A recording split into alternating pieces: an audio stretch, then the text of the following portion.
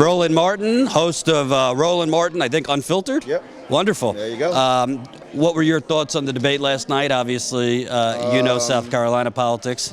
Actually, I mean, wasn't happy at all with it. I think the moderators allowed it to be completely out of control. I was in the room. Also, I felt that they should have admonished the crowd. I didn't like the level of cheering and booing. That was bothersome because again, that also, if you're watching at home, that impacts in terms of what you are hearing, and you're not really fully understanding of how folks got into the room.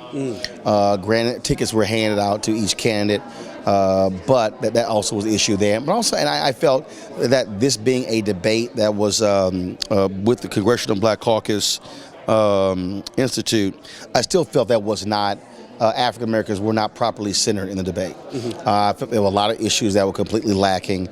To me, it was ridiculous to ask Bloomberg a stop and frisk question, and then you get Klobuchar to respond to stop and frisk when she was a prosecutor, and you just had the brother who spent time in prison who was blaming her for it, and you didn't even ask her about it. Right. It made no sense to me to bring up an issue of housing, and you don't even mention that black home ownership is at the lowest point it is since housing discrimination was legal before the Fair Housing Act was passed in 1968. You had no substantive conversation on black business and entrepreneurship, and so I just thought that the questions lacked depth. And I just think that it really did not speak to the interest of African Americans, and that for me was really a fundamental problem. And also, there was very little on climate change, and a lot of these communities that are having, severe weather, things like that, are minority communities. Yeah, but also, again, the fact that we're in South Carolina has been impacted by coastal erosion, impacted by hurricanes, and again, you don't make that point. I mean, that to me is how, if you are fully aware of where you are, you should have asked those questions. And so, I mean, and that really was a big deal for me last night. At the end of it, I mean, I was frustrated throughout. In fact, the woman I was sitting next to, and she said, she says, this is really driving you crazy. And it was, because also you didn't even have proper follow-ups. I mean, Bloomberg stand there and says that he cut stop and frisk by 95%, and you didn't have anyone say, Mayor, I'm sorry, but the federal judge who ruled it unconstitutional said that's simply not true. You didn't have people checking Biden when, of course, last debate he said that Obama sent in these monitors, and that was the reason why stop and frisk got cut. No, there was not a single question towards Biden, but the 94 crime bill.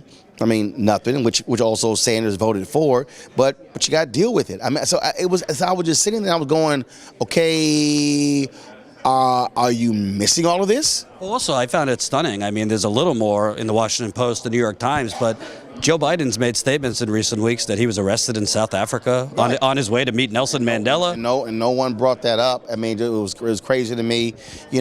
I had an issue last night when Senator Warren said that, she wants to keep money in education in public schools, which was perceived as being a dig at charter schools, but charter schools are public schools. And so you didn't have anybody saying, okay, Senator, charter schools are public schools.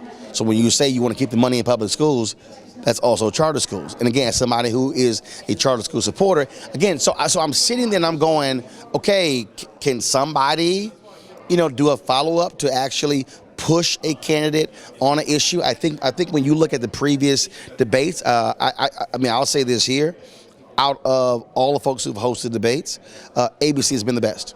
I think with Lindsey Davis, with George Stephanopoulos, I mean, they have done a better job of being very specific, impressing candidates on issues, proper follow-ups, and really getting them to answer those particular points. And so, for instance, when Warren was pressing Bloomberg on the issue of NDAs, and the crowd started booing. To me, that's when a moderator says, "I'm sorry, no booing."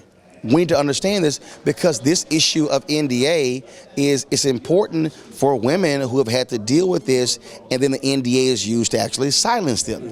You know, and so, so like I say, I was completely frustrated by having to sit there and endure that. I'd like to ask you, because the moderators started out, first question to Bernie was kind of talking about how great the economy is, but they also, I think, used this in terms of, Trump talks about how black unemployment is at an all-time low, but there seems to be a very big cognitive dissonance, because when I go around the country, whether it be working white people, but working class black people, things are not booming for the people I meet.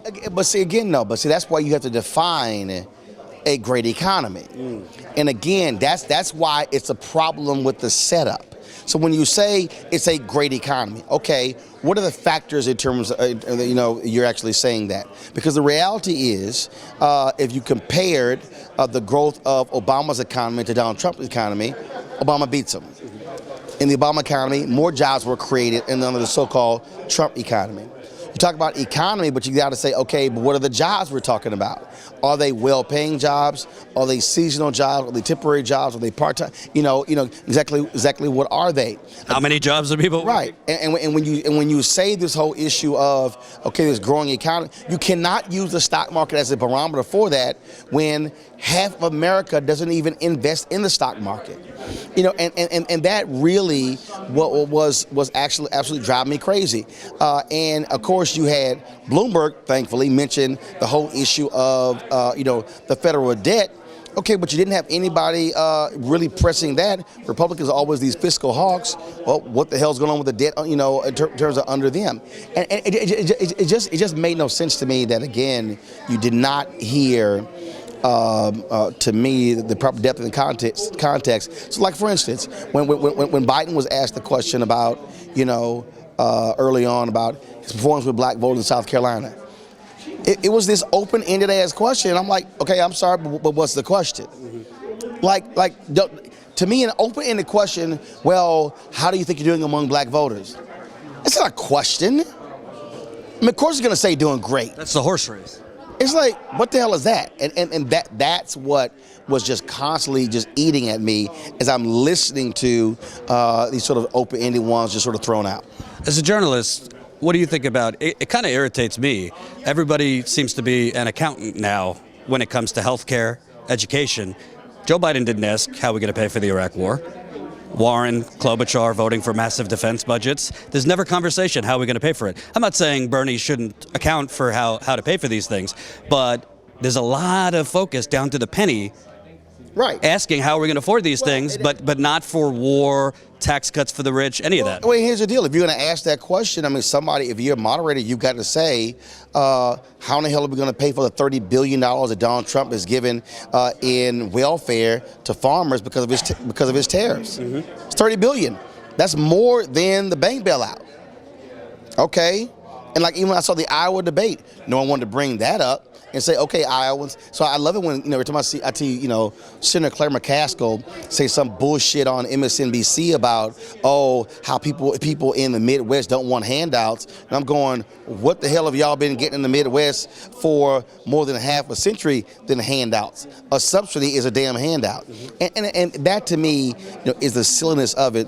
And that's where people don't want to really deal with the question. So when Bloomberg says, okay, Bernie, you want to do all these things, we got to pay for it.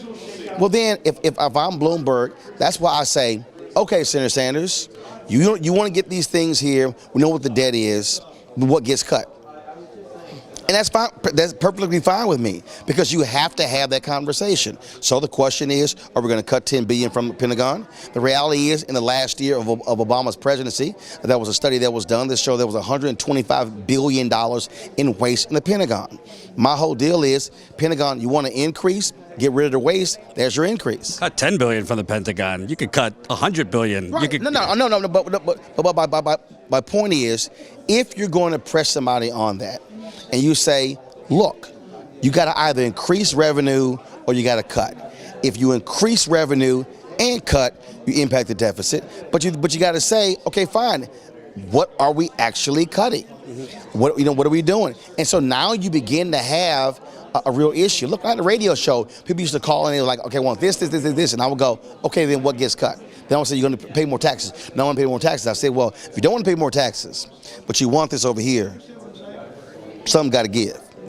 And so you force people to have sort of that conversation. But absolutely, I mean, and again, all these people who are sitting here asking Democratic candidates in terms of how you're going to pay for it, and then when I see these fluffy ass interviews with Donald Trump, even when he does it with non-Fox News people, nobody is asking him, how in the hell are we paying for all this stuff when, again, income into the government is way down because of your tax cut?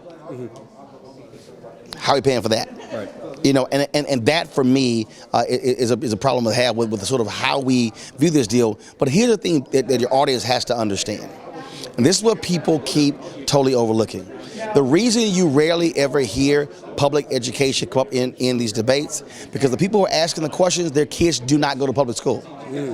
Good point. The reason you're hearing people asking these questions in terms of how you're going to pay for it, because the very people who are asking the questions are the ones who are in the top 1 or 2% in the country in terms of what they make. So if you're sitting there making $1 million, $2 million, $5 million, $10 million a year, your view, you're actually operating and talking with and hanging out with individuals who are in the same tax bracket as you. And so what Sanders or Warren, some of the other candidates are saying is a threat to your economic well-being.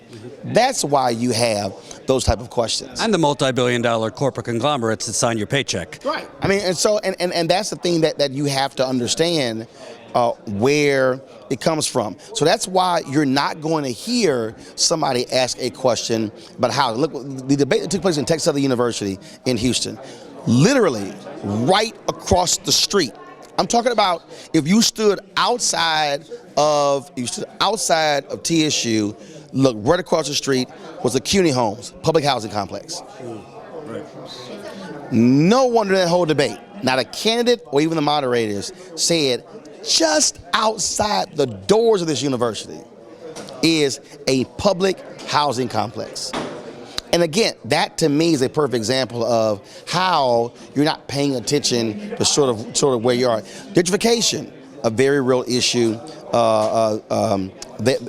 there as well. And that's when you're sitting there, you're going, okay, can you at least just look around and figure out real quick what's happening here and how you can ask a series of questions and then begin again to challenge candidates on those particular points. And so that's what, like look, even when Steyer about reparations statement, I mean, they quickly, okay, we're going to pivot, as opposed to how do you take that question and then you say, okay, if you're a candidate, because look, Sanders has issues on the whole issue of reparations. Then you say, okay, if you don't support reparations, how do you then deal with the reality that African Americans have been frozen out of so many levers in American society over the past 350 years? How do you confront it?